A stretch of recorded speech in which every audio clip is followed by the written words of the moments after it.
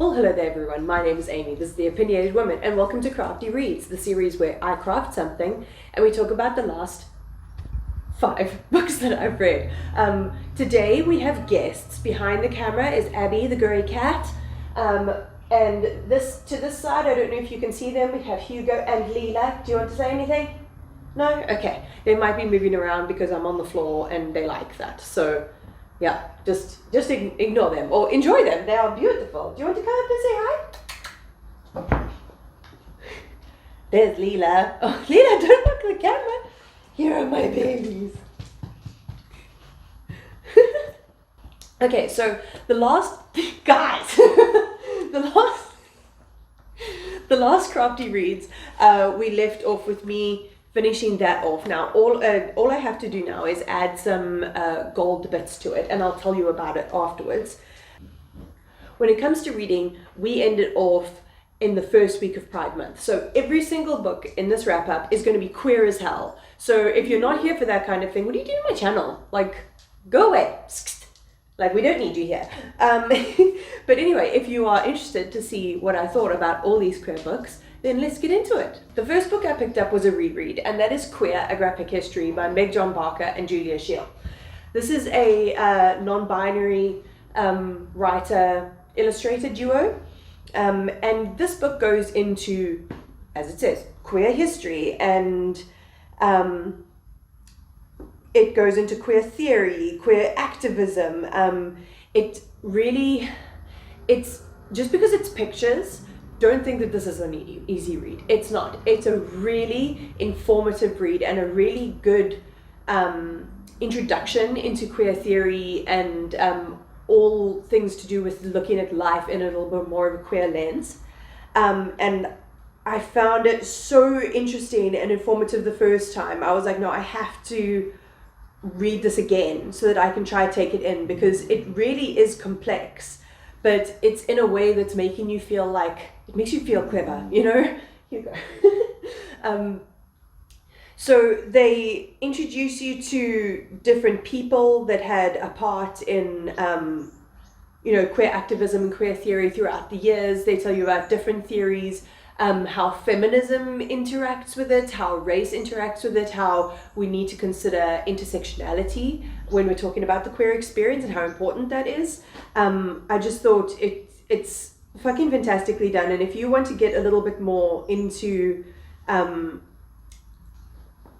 queer theory on a more intellectual, almost academic sense, then this is a really fucking great introduction. And the art is really beautiful. It's really great. It's all black and white, but yeah, I really recommend this. Then I picked up an audiobook, and that's She Gets the Girl by Rachel Lippincott and Alison Derrick. Hugo.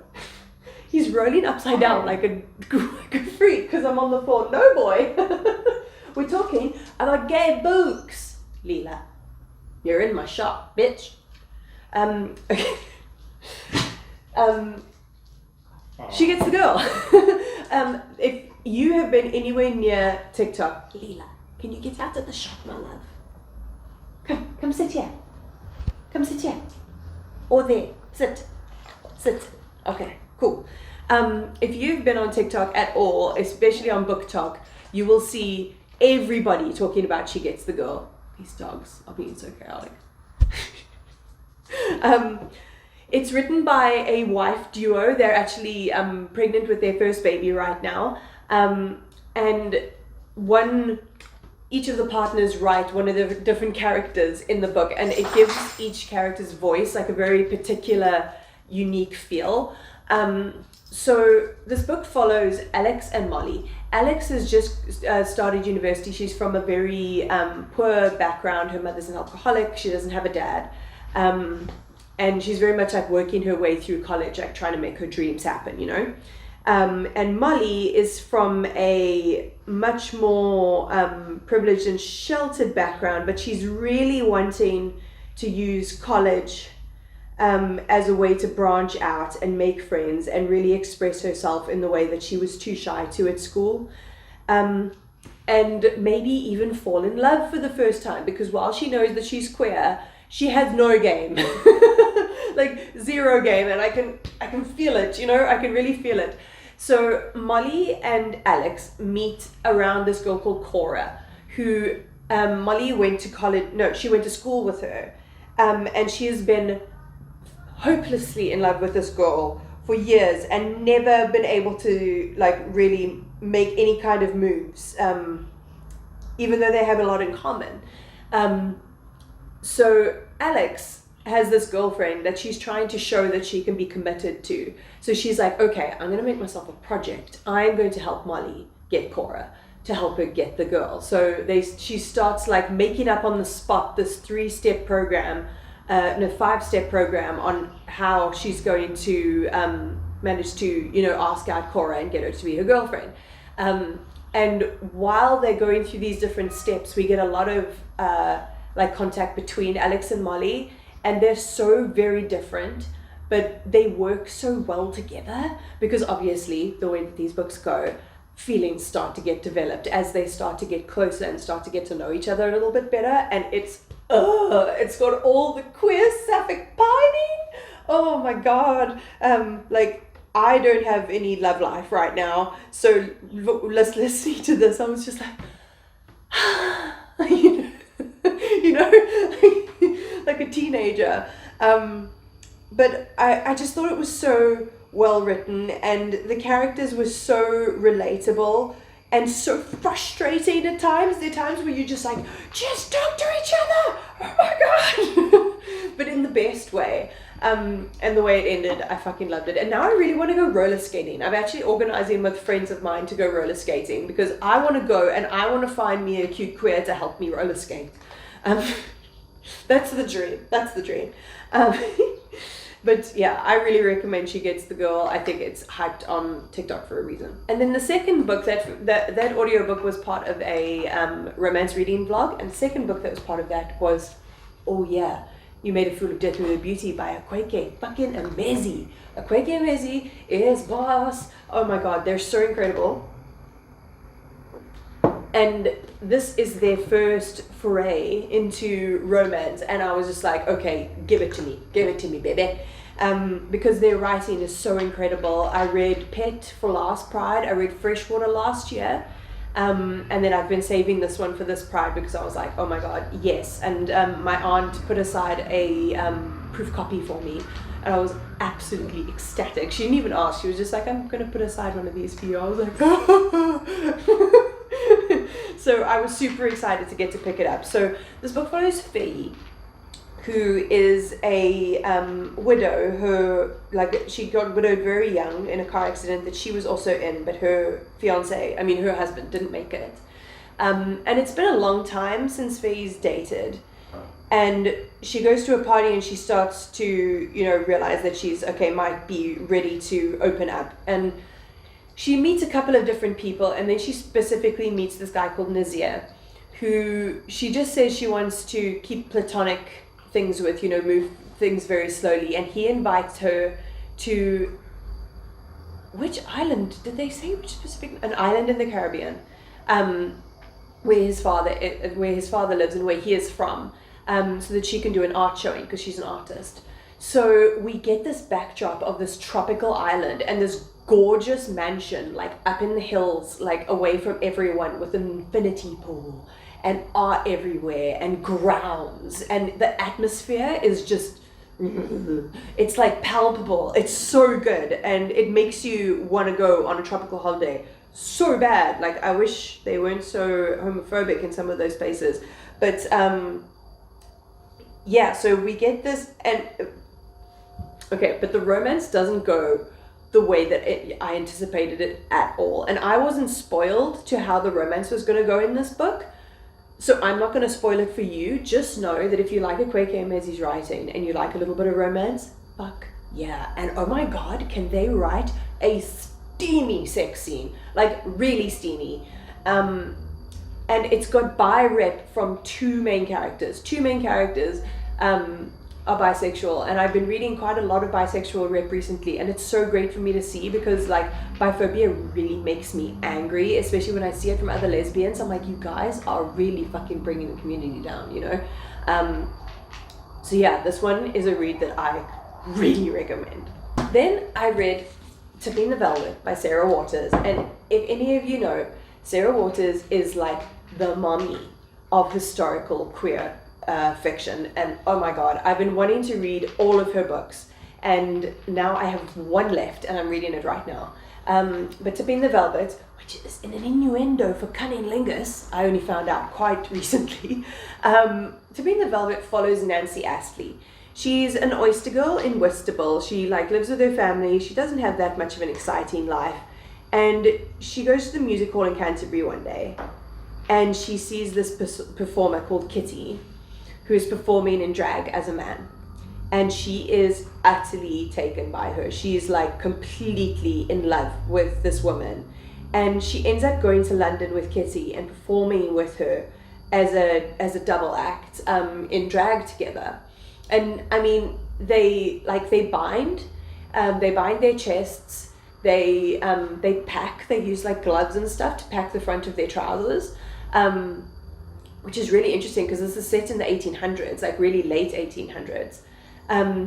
But that story about Kitty in the music hall and their love is only the very beginning of this book. This book is in 3 parts, and each part is a very distinctive part in Nancy's life where she completely changes her situation, the way she's living, who she's surrounded by,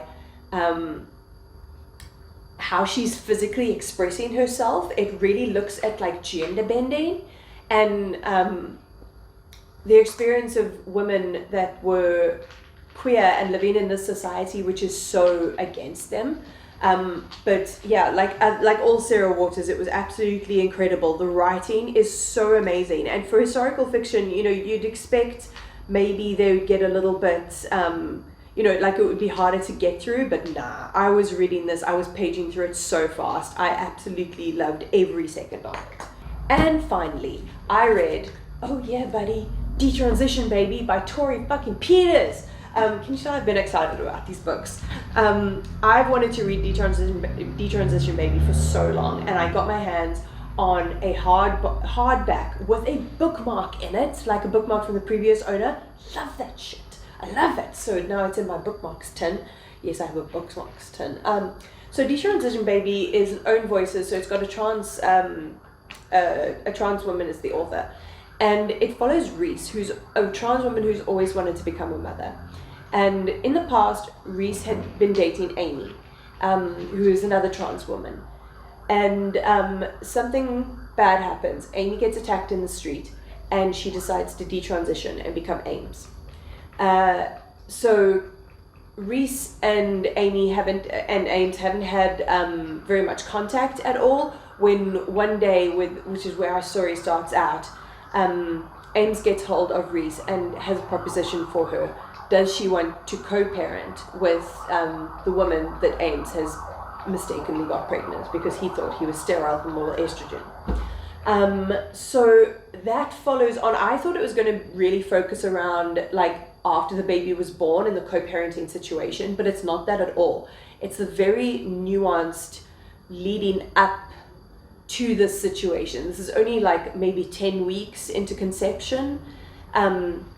We follow our present situation and the relationships between Katrina, the woman that Ames has got pregnant, and Ames and Reese. And then we also look back into the past when Reese and Amy met and when they were together.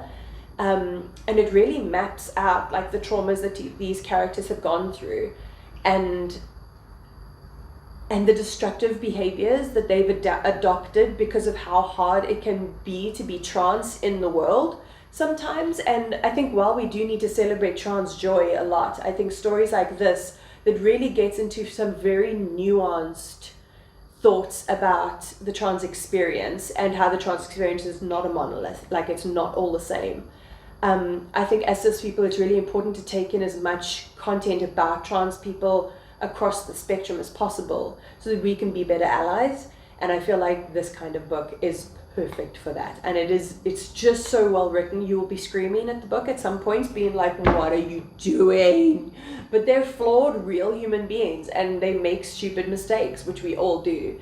And I think Tori Peters wrote that absolutely perfectly. So it was worth all of the hype. Man, I wasn't sure if I was going to be able, I was like, oh, I hope I'm in like the right talking mood to make this video, but wow, okay, that went really well. It went really well, Hugo. Okay, I finished off my piece. If you want to see, I'll give you a close-up later.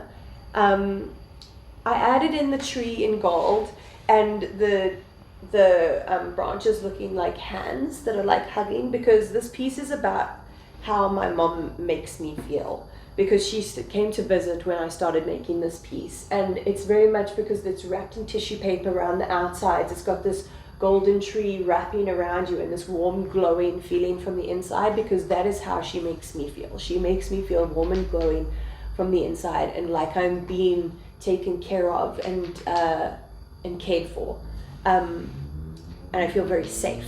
And yeah, that's what this is about. So, hey mom, this is for you.